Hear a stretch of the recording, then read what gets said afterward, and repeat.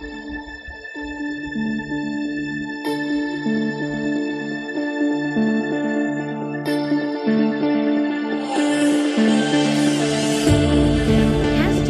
Race Talk. It's the Revved Up Sports Show talking local, regional, and national action. Here's Bobby Chaffee and Rodney Rodriguez. Hello, everybody. Welcome to another Monday night staple edition of everybody's favorite racing and entertainment show, the Revved Up Sports Show. Showtime, Bobby Chaffee down south at the High Five Studios.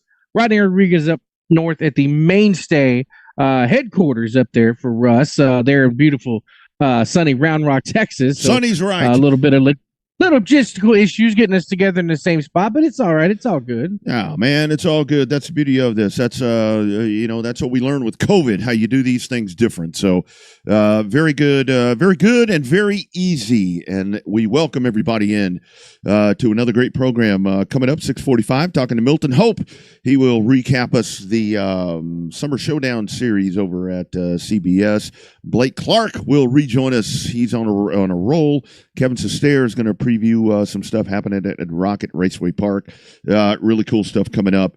Bobby, you guys had down your way. Do they turn your power off? Do you have the rolling blackouts? Had some a couple of days ago, but nothing so far the last couple of days. Although the neighborhood across the highway there didn't have power for about 4 or 5 hours last night, so we were kind of lucky comparatively to them. So, well, let me tell you, my man. So we never have them. I mean, we never have them here. I mean, you know where the studio is. I mean, there's a big ass hospital right over here, so the power never shuts off. I mean, even during the snowvid, we never had a problem with anything. Last night, sitting there watching the Oxford 250, and obviously delayed, with weather and everything that was going on right there. Gets to about 40 some odd laps to go. The lights have been flickering all afternoon into the evening, whatever. You get to about 40 some odd to go, and the shit turns off. And I'm like, what's going on here? And I'm raising all kinds of hell. And so I'm like, well, yeah, I'll just go to my computer. I'll just go to the computer and turn it on. Yeah. We had to have this hotspot to do that. Well, didn't think about turning that on, but I go, and of course, the laptop doesn't work because the wireless is off. Of course, I'm not thinking about all of this at the time. I'm like, well, let me go to my iPad. I'll turn this shit on and watch it. Well, that shit don't work either. Finally, I think about what you said, and I'm like, let me go find a hotspot. Let me dig a hotspot out and turn this shit on. So I go, I fire the hotspot up. By the time the shit gets going, I turn it on. And Cole Butcher's in victory lane. I'm like, you gotta be kidding me, man. What in the hell? But, yeah, thanks a lot, Grid, or whatever that deal is. ERCOT. Oh, my God. Well, I'll tell you what. They fucked me because that was setting up for a nice finish, and didn't get to see it, man. Didn't get to see it, but that's okay. But a great Oxford 250, and it sucked for old Double R because he couldn't watch the end of it. I like my new selfie light here in my studio. Can you tell I got a selfie light? Doesn't that look a little brighter to you today? Dude, you're always white. You're a white dude. Sometimes a little more than normal, right? I keep seeing it glitter off my glasses. I'm just making sure it's not too terribly bright. No, it looks good. I mean, that I'm telling you, the whole thing is, I mean, in the studio, in my studio, when I started adding lights or whatever, I mean, the wife never goes into the studio. It's like, that's your sacred place. I am not going up there. I don't give a damn for one thing, it smells like dog, and it smells like men. When we're in here, it's like a locker room. Oh, that's right. Yeah. This is very much like a locker room. It smells like feet. It smells like probably balls and ass and every other thing that you can think of. But she finally comes in one day, and I mean, Bobby, you know how it is. I mean, there's lights everywhere up in here. And she's like, what exactly is going on in here? She's like, why are there lights on each side of the room, lights in the middle, lights on top, lights to the side? She's like, is this like a porn studio or something? I'm like, no, unfortunately, it's not. It's just a sports studio. That's all that happens in here. Unfortunately, that's all that happens in here. Yeah, it's a unique setup you got up in there with all the extra lights and everything. It is kind of funny. she's not the only one that's ever been like, "What are you trying to film a porn up in there?" It's just because there's so much extra lights in there. I mean, you must have got them wholesale, dude, because there's all kind of lights up in there. Well, Now you want to put in the cameras from the ceiling up there too. So before long, you'll be able to have the complete studio experience up there. There's more to come. Just wait to see what's about to be happening here pretty quick. Really cool stuff coming up as we continue. And remember, Bobby, I mean, it was like all of this started with a damn phone. Like we just had a phone in here and trying to rig up sound. We have never lacked in sound. Sound we had covered from the get-go. Figuring the video shit out, that took a little bit of time. But yeah, man, started out with a broken ass iPhone, and here we are all now, whatever. I'll tell you. Gotten out of the ghetto and into the penthouse. Like from the outhouse to the penthouse. There it is. Yeah. Sean Folsom, studio tour. Hell yeah, man. Come on in here. Well, we'll bring you in here. We'll let him take some photos, but you got to take it like right here. You can't take the backside or whatever. That's not yet. Not yet. That's where the female models come in. We can't let you take a picture on the backside over there.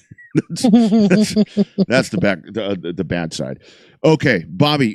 Before we get to Milton, I know you were working the other night, but dude, I'm gonna roll some video right here from Twitter, dude. Tell me that you've seen this by now.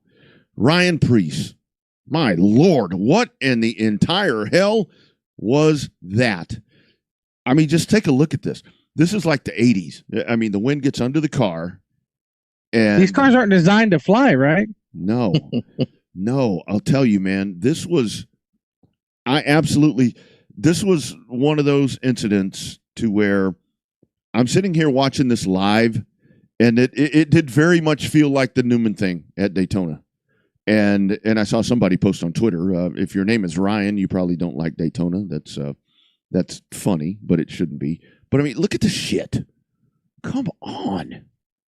My Lord. That was unbelievable. Look at that. There's 4 pirouettes right there, isn't it? Dude, I give him a 10.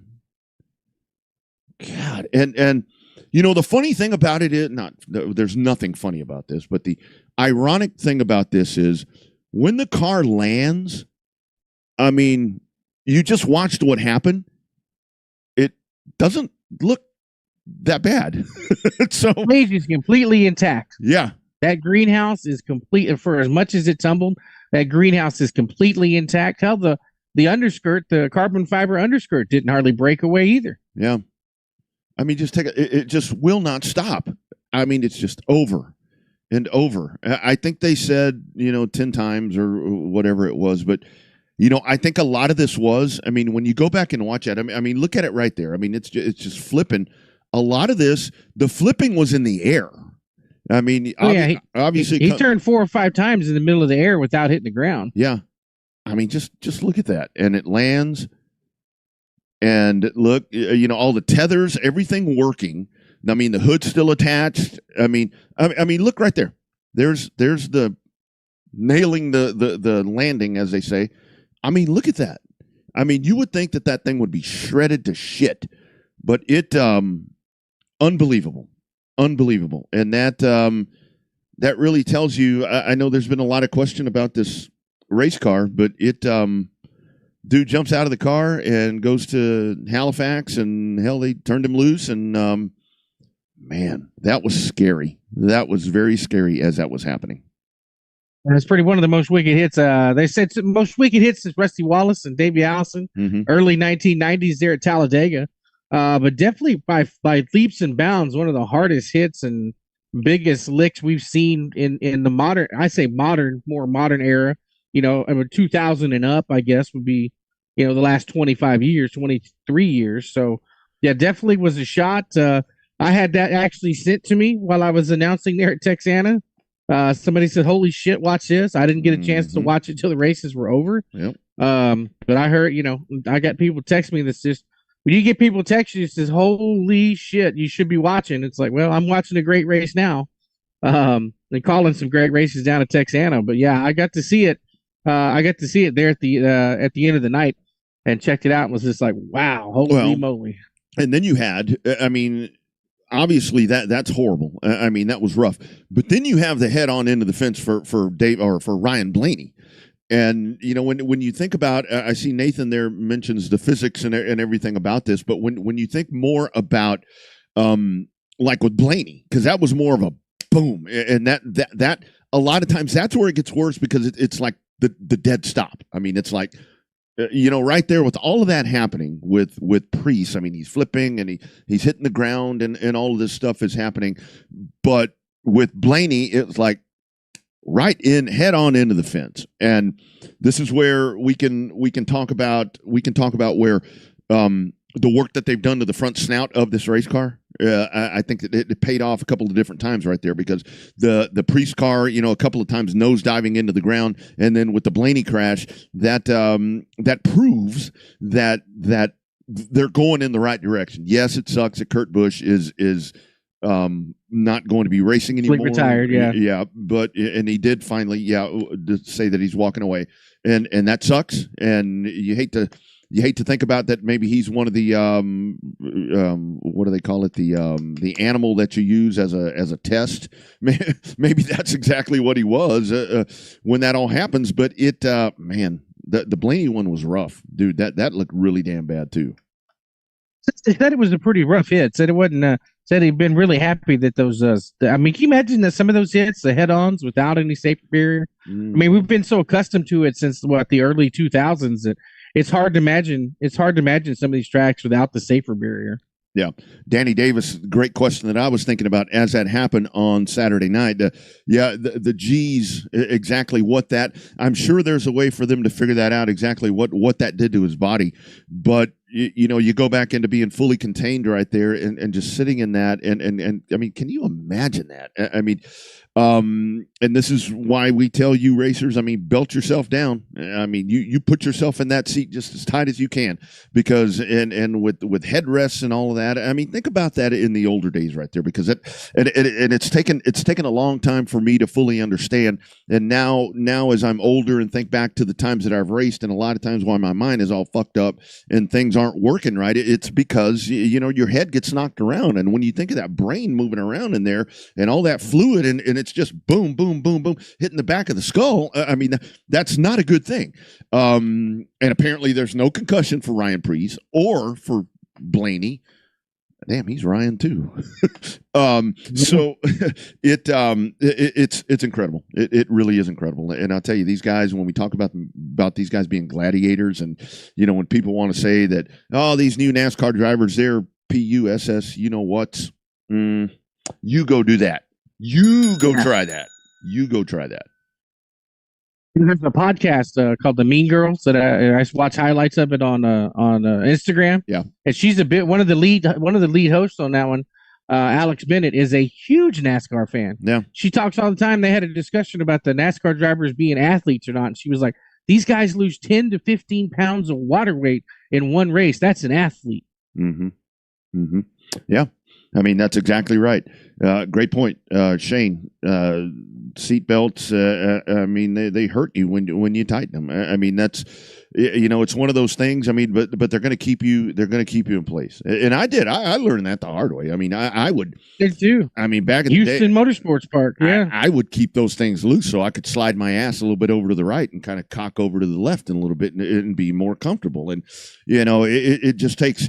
It just takes a really good wreck and for stuff to get all beat around or whatever, and then you kind of change your mind with that. And I was never a big proponent of the Hans device, and we started having to wear that stupid thing, and then all it took was getting pile driven right in the door, and yeah, I love that thing now. So yeah, it's the safety advances are really cool.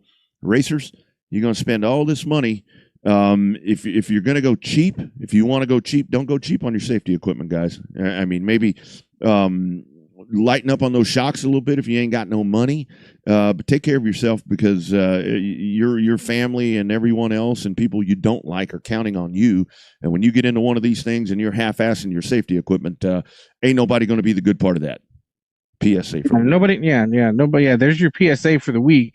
But yeah, if you can't afford good racing equipment, you can't afford to go racing.